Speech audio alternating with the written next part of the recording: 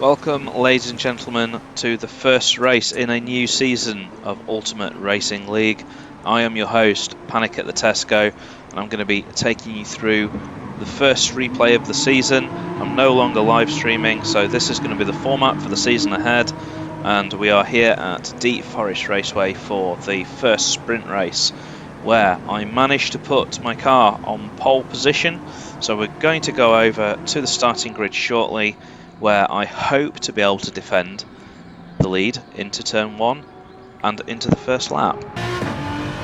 And it's lights out and away we go as I lead the pack on the very first lap of the season. I'm braking at the 50-metre board. I have rehearsed that. I hoped I'd be starting from pole, and you can see from the rear view camera there that Enzo Jack has already ran slightly wide, giving me a nice run on the corner and getting myself just a bit of breathing space. I'm cutting into the left as much as I dare there. I was really risking a penalty, but I didn't get one. You can see from the rear view camera that someone else did get a penalty. I think from the camera angle there it is that slide. We'll investigate that after the end of the lap. But just to take you through this first lap, this is where all the pressure was on. Trying to get a good exit from the exit of the bridge there onto the back straight. So you can see in my rear view camera there that Enzo is fairly close, but it doesn't look like he's in my slipstream, and that was my goal, was to break the toe.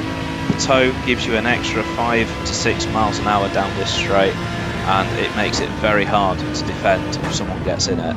So coming into the hairpin for the first time, just focusing on getting a really good exit, and I wanted to make Enzo disappear in my mirror. He did a little bit, but not pulling a huge gap on him. He has kept up with me on this opening lap, but he's definitely out of the slipstream range. So a very good first lap.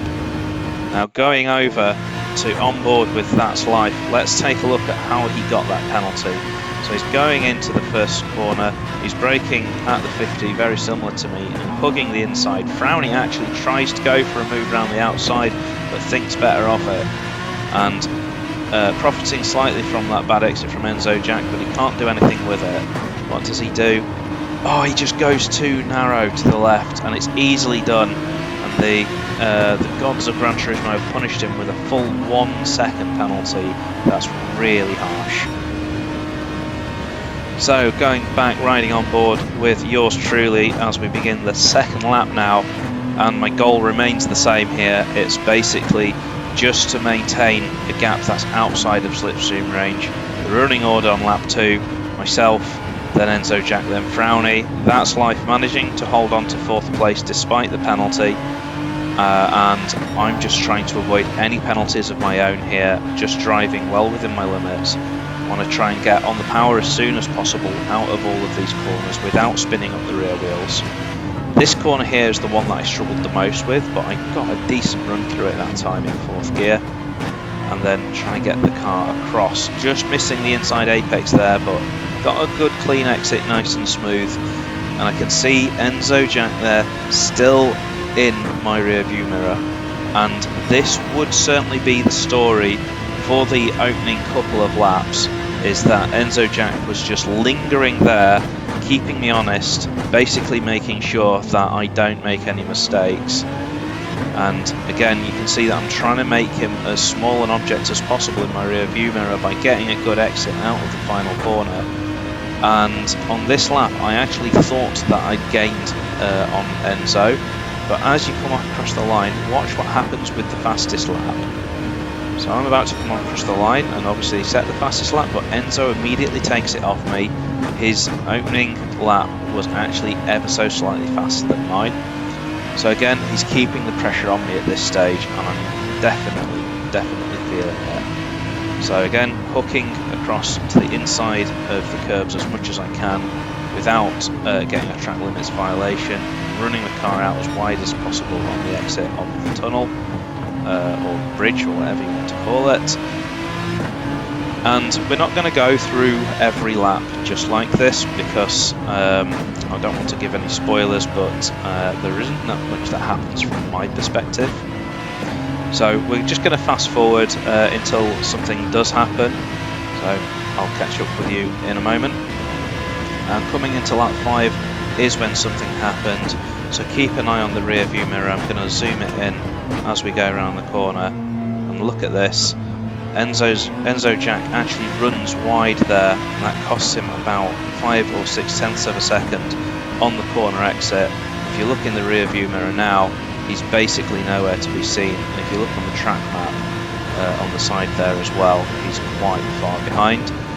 So at this stage, I now know I can basically start to relax and try and consolidate, but that's not going to stop me going for fastest lap. So let's see if we can do that. I've gone slightly wide into the first corner here, but that's not the be-all end-all for lap time. I cut quite nicely there, managed to hold 4th gear and get the car held to the inside quite nicely on the way into the right-hand kink, and I've set a personal best sector through the first sector, keeping it nice and tidy. I then decide to run the car as far out to the side as I can, and I'm switching camera here just to show you how I'm positioning the nose of the car into these corners as wide as I can on the bridge, and then taking as much of the dirt as I can and as much of the rumble strip as I can. This is really the quickest way to go around Deep Forest, as well as having smooth inputs so that you can get a lot of, you can maximise the power down the straights basically. And we are up, but now I have to put it together and finish the lap. So trying not to go too deep on the brakes here, but as you can see I was too hard on the brake there as I turned the car across the apex, and that caused me to have a very similar moment to Enzo. That's going to throw away this lap. As we come across the line, let's have a look at what damage that did to the lap time there. We're coming up now, the start line is just coming up under this banner, and it wasn't actually that bad. It did only cost me a 10th, but it did cost me a chance at the fastest lap. So we're going to skip lap 7. It was actually quite a poor lap. I made a few mistakes, and I'm not cutting that out to save embarrassing myself, but actually it wasn't that relevant to what happened in the race. So we'll skip ahead now to lap 8.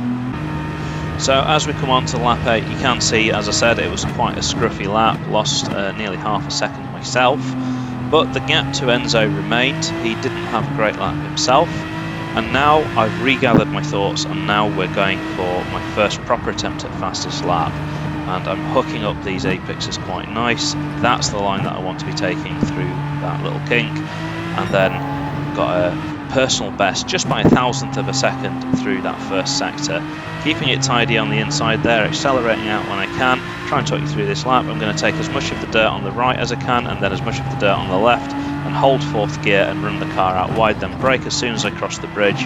1st gear, get the nose of the car across on the power nice and early, because you want to be accelerating down this straight as early as you can.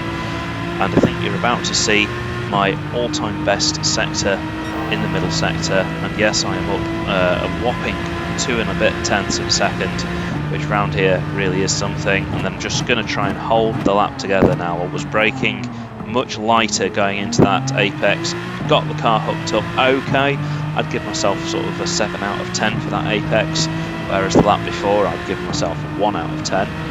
So now we are going to try and run it across the line and hopefully hang on and get a fastest lap under our belts. So let's see what we can do. Is this going to be a fastest lap? Yes it is, although not by as much. I did lose time in that final sector. That slightly 7 out of 10 apex really cost me a few tenths, but a 1:27.36 is enough for the fastest lap for the moment. And what I'm going to do now is I'm just going to jump over to the beginning of lap 9 for my teammate, which is That's Life. He complained that he was using too much fuel, so we're going to go on board and take a look at why. As he breaks down into the first corner, he shifts all the way down into the first gear and bounces it off the rev limiter, and whilst it's bouncing off the limiter it's going to be using a lot more fuel, and in real life that would just blow your engine up as well, but he's certainly using a lot of fuel there. His lines look very good and similar to mine through the first sector, and actually beating my fastest first sector there as well, and very good exit there as well, driving very smoothly. He actually dips it down into 3rd for the dip there, so slightly different technique to me, but again he was bouncing off the limiter in first gear there. He was shifting all the way straight into first gear, so it's going to be using more fuel. And as we come down the back straight, he's revving it right out to the limiter in 4th gear there. Is he going to do the same in 5th? He is. He's really redlining the engine. He's not even taking 6th gear.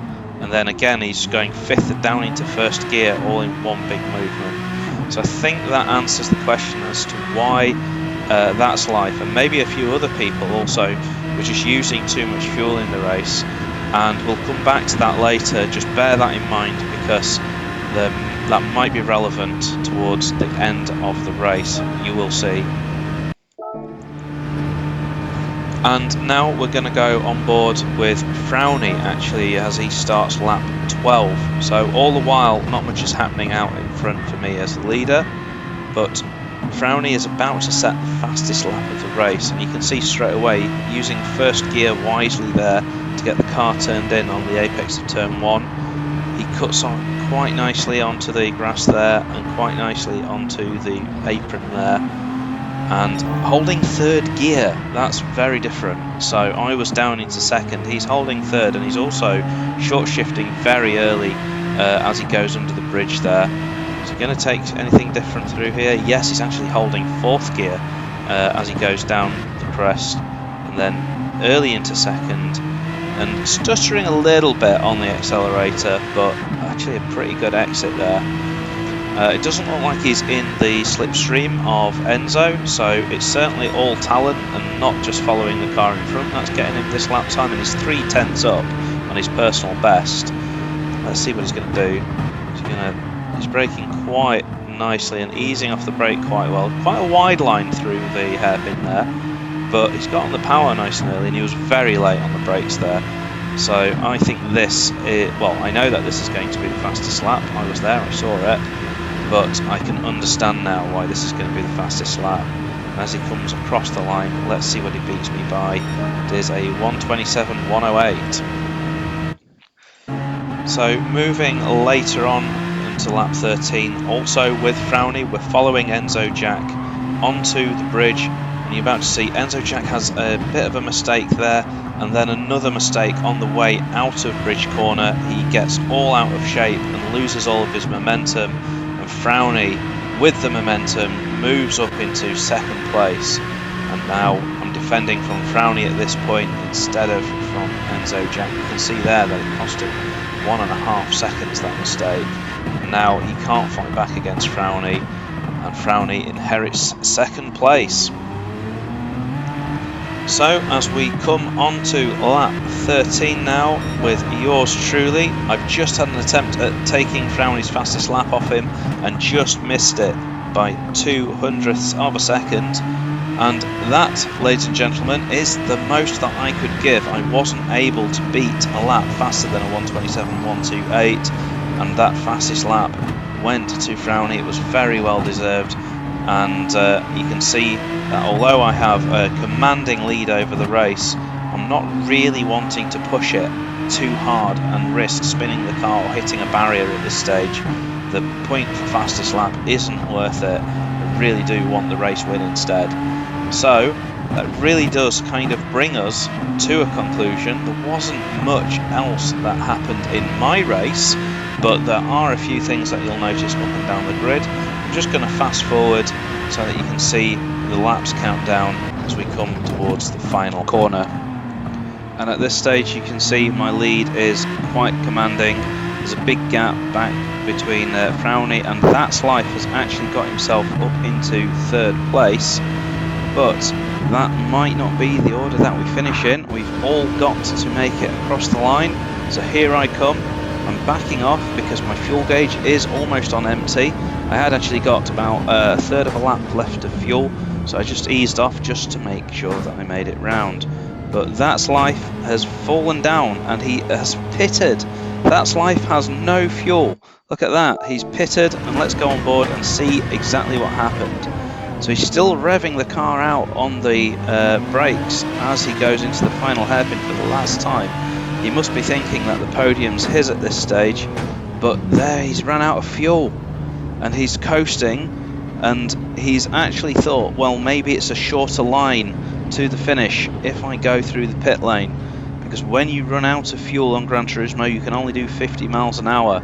So he's coasting down to 50 and hitting the pit speed limiter. A very smart decision to minimise the damage, but the damage is done, and it's cost him, and he's moved all the way down into 8th place from a podium. And let's go on board with Mystic Clegg. I think he also ran out of fuel. He does. He runs out of fuel on the way up the hill, having to coast. First, second and third have already finished, and that's life's in the pit. Dizzy Rip's coming up behind him, but he's just about made it across the line in front of Dizzy Rip to hold on to that place. So, quite an exciting end with a lot of people running out of fuel right at the end of the race, mixing up the order for race 2. Join me in my next video where I will be starting in last place on the reverse grid as a result of winning race 1. And be sure to like and subscribe so that you catch all of the action in Ultimate Racing League. I'm your host, Panic at the Tesco. I'll see you at the next race.